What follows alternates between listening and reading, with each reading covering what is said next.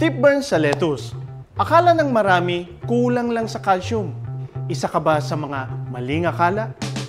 Kahit sagana sa calcium ang nutrient solution mo, kung hindi ito nakakarating sa mga talbos ng lettuce mo, lalo na ang romaine, hahantong ito sa Tip burns. Mga nasusunog na dulo ng mga talbos.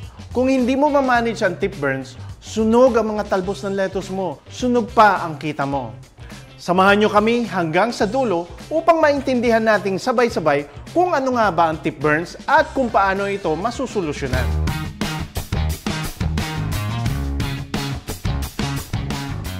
Isa sa mga pinaniniwalang sanhi ng tip burns ay dahil sa kakulangan ng calcium sa nutrient solution. Natsol na naman? Sino na naman bang nagpapanggap na eksperto na wala nang ibang alam o sagot kundi natsol? Mali po yan. Magtanong po tayo sa may tamang credentials. Licensed agriculturist? Pasok. Kahit kumpleto ang calcium mo sa solution, kung hindi ito naakyat ng halaman, wala itong silbi. Tip burn is usually a calcium delivery problem. Bakit nga ba hindi nakakarating ang calcium sa talbos ng lettuce? Una, mataas na temperatura at mataas din ang humidity. Tulad ng karaniwang klima natin dito sa Pilipinas. Sa ganitong kondisyon, kahit mainit, bumabagal ang transpiration ng halaman dahil puno na ng moisture ang paligid. Ang mas matatandang dahon, ang mas malakas mag-transpire, kaya karamihan ng calcium napupunta sa kanila. Naiiwan ang mga bagong tubo, kaya sila ang naunang tinatamaan ng tip burn. Pangalawa, mahina ang air circulation. Kapag kulob ang paligid, bumabagal ang transpiration. Kulang sa galaw ng hangin, kulang din sa galaw ng nutrients sa halaman. Pangatlo, mababa ang dissolved oxygen sa tubig. Kapag kulang sa oxygen ang nutrient solution, humihina ang ugat. Hindi nito kayang sumipsip ng sapat na tubig, nutrients at kasama ang calcium. pang-apat. Kapag mataas ang TDS, nagkakaroon ng competition sa nutrient absorption.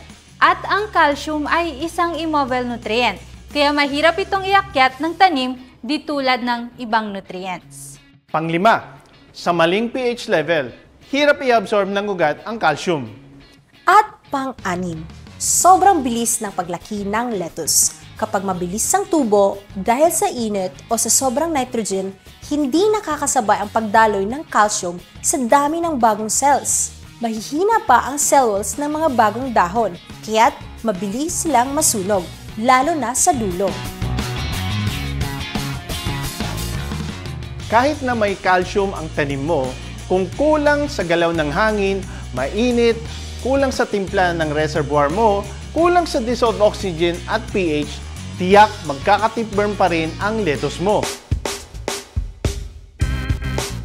Panatilihin ang tamang VPD. Ang VPD o Vapor Pressure Deficit ay ang diferensya ng moisture sa loob ng dahon at hangin. Kapag mataas ang VPD, sobrang bilis ang transpiration sa lumang dahon, kaya hindi makakarating ang calcium sa bagong tubo. Kapag sobrang baba naman ang VPD, sobrang moist ang paligid, bumabagal ang transpiration.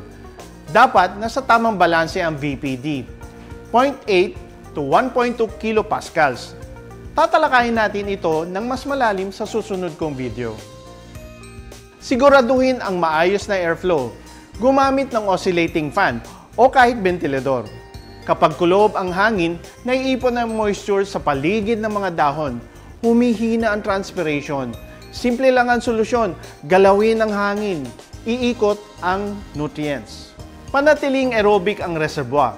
Ibig sabihin nito, dapat may sapat na dissolved oxygen sa tubig. Kapag kulang, humihina ang ugat. At kapag mahina ang ugat, mahina ang pagsipsip ng calcium. Madalas nauuwi ito sa root disease gaya ng pythium. Pwede rin gumamit ng Calmag.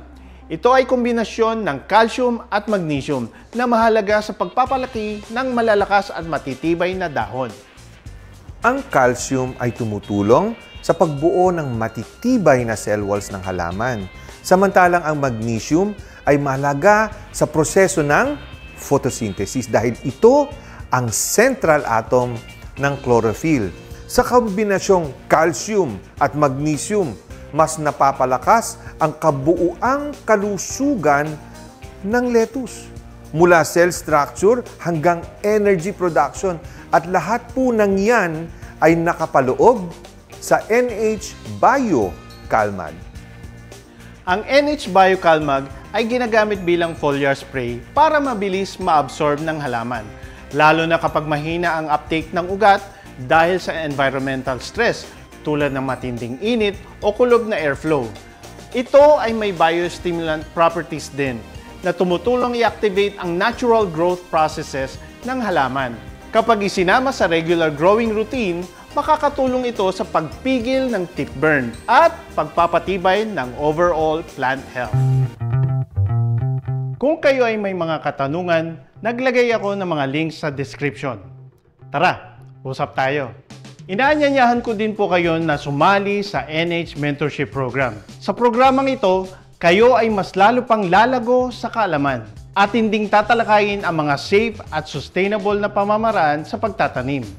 Ako ang inyong likod, Nathan Miguel, aka ang Mabsasaka. Magkita-kita po ulit tayo sa susunod na episode ng Paki-Explain.